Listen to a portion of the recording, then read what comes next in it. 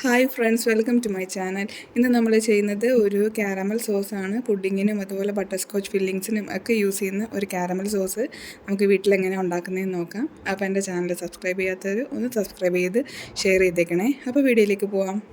ഇതിന് ചുവട് കട്ടിയുള്ളൊരു പാത്രമാണ് വേണ്ടത്. അതിലേക്ക് 2 കപ്പ് പഞ്ചസാരയാണ് ഇടുന്നത്. എനിക്കൊരു കുറച്ച് ക്വാണ്ടിറ്റിയിൽ വേണമായിരുന്നു, അതുകൊണ്ടാണ് 2 കപ്പ് പഞ്ചസാര ഇട്ടത്. അതിനുശേഷം നമ്മൾ ഗ്യാസ് ഒന്ന് ഓൺ ചെയ്ത് കൊടുക്കുകയാണ്. മീഡിയം ഫ്ലെയിമാണ് വേണ്ടത്, ഹൈ ഫ്ലെയിമിൽ വെക്കരുത്. മീഡിയം ഫ്ലെയിമിൽ വെച്ചിട്ട് ഒന്ന് മെൽറ്റായി വരുമ്പോഴത്തേക്ക് നമുക്ക് ലോ ഫ്ലെയിമിലേക്ക് മാറ്റാം. അപ്പോൾ മീഡിയം ഫ്ലെയിമിലോട്ട് വെക്കുകയാണ്. ജസ്റ്റ് ഒന്ന് പരത്തി കൊടുക്കുക. അപ്പോൾ നടുക്ക് ഒരു 2-3 മിനിറ്റ് കഴിയുമ്പോഴത്തേക്കും നമുക്ക് നടുക്ക് ഇങ്ങനെ നനഞ്ഞ് വരും, അതായത് മെൽറ്റായി വരും. അപ്പോൾ അതിനുശേഷം ഒന്ന് ഇളക്കണം. ഇളക്കി കുറേ ടൈം ഇങ്ങനെ നമ്മൾ ഇതേപോലെ മീഡിയം ഫ്ലെയിമിൽ തന്നെ വെക്കുമ്പോഴത്തേക്കും കുറേയൊക്കെ മെൽറ്റാവും. ഒരുവിധം മെൽറ്റായതിന് ശേഷം നമുക്ക് ലോ ഫ്ലെയിമിലേക്ക് മാറ്റാം.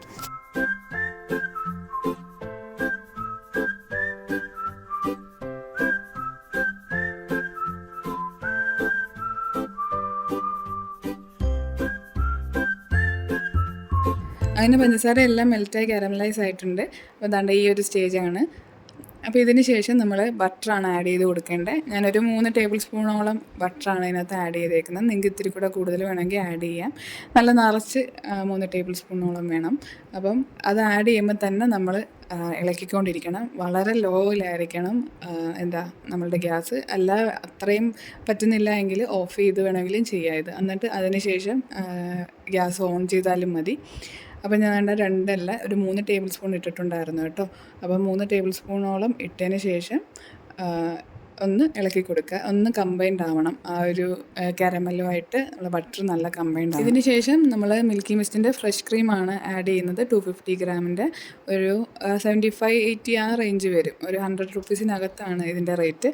അപ്പോൾ അത് ഫുള്ളായിട്ട് ആഡ് ചെയ്ത് കൊടുക്കുകയാണ്. ഒന്ന് ഷേക്ക് ചെയ്തിട്ട് ആഡ് ചെയ്യുക. നിങ്ങൾക്ക് വേണമെങ്കിൽ വിപ്പിംഗ് ക്രീമും യൂസ് ചെയ്യാം.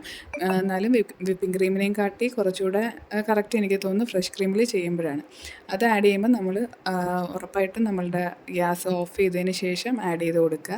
ആഡ് ചെയ്യുമ്പോൾ ഇതേപോലെ ബബിൾസ് വരും, തെറിച്ചൊക്കെ വീഴും. കുറച്ച് മാറി നിന്നിട്ട് ആഡ് ചെയ്ത് കൊടുക്കുക കേട്ടോ. ഇത് ഫുള്ളായിട്ട് ഞാൻ ആഡ് ചെയ്യുന്നുണ്ട് അതിനകത്ത്. ആഡ് ചെയ്ത് കഴിയുമ്പം നല്ല തിക്കായിട്ട് തോന്നുവാണെങ്കിൽ മാത്രം ഒന്ന് ലോയിൽ നമ്മളുടെ ഗ്യാസ് ഓൺ ചെയ്ത് കൊടുത്തിട്ട് ഒന്ന് ലൂസാക്കി എടുക്കുക. അല്ല എങ്കിൽ ഇതേപോലെ തന്നെ നമ്മൾ ഒന്ന് ഇളക്കി കഴിഞ്ഞ് ഒന്ന് മിക്സ് ആയി കഴിയുമ്പോഴത്തേക്ക് നമുക്കിതിനകത്തുനിന്ന് മാറ്റാം.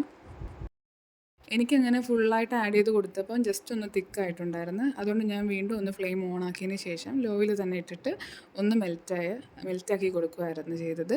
അപ്പോൾ ഇങ്ങനെയാണ് അതിൻ്റെ കൺസിസ്റ്റൻസി. ഈ ഒരു കൺസിസ്റ്റൻസിയിൽ നമുക്കിത് ഓഫ് ചെയ്യാം.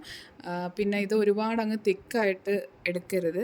ഇത് തണുക്കുമ്പം വീണ്ടും ഒന്നുകൂടെ കട്ടിയാവും. അതുകൊണ്ട് ഈ ഒരു കൺസിസ്റ്റൻസിയിൽ ഇത് ഓഫാക്കി കഴിഞ്ഞതിന് ശേഷം തണുക്കുമ്പോൾ എങ്ങനെ ഇരിക്കും എന്നുള്ളത് അടുത്തത് കാണിക്കും. ഈ ഒരു പരുവാണ് നമ്മുടെ കാരമൽ സോസ് തണുത്തതിന് ശേഷം. അപ്പം ഞാൻ പറഞ്ഞില്ലേ കുറേ കൂടെ കട്ടിയാവുമെന്ന്. അപ്പോൾ എല്ലാവരും ഇതൊന്ന് ചെയ്ത് നോക്കണം. പുറത്തുനിന്ന് നമ്മൾ കാരമൽ സോസ് മേടിക്കുന്നതിനെക്കാട്ടി നമ്മൾ തന്നെ വീട്ടിൽ തന്നെ ചെയ്യുമ്പോൾ വേറൊരു നല്ല ടേസ്റ്റാണ്. അപ്പോൾ ഞാൻ ഇതാണ് ബട്ടർ സ്കോച്ച് കേക്കിൽ ഇൻസൈഡ് ഫില്ലിങ്സ് ആയിട്ട് കൊടുക്കുന്നത്. അപ്പോൾ ഈ ഒരു വീഡിയോ എല്ലാവർക്കും ഇഷ്ടപ്പെട്ടെന്ന് വിചാരിക്കുന്നു. അപ്പോൾ മറ്റൊരു വീഡിയോ ആയിട്ട് കാണാം. അതുവരേക്കും ബൈ.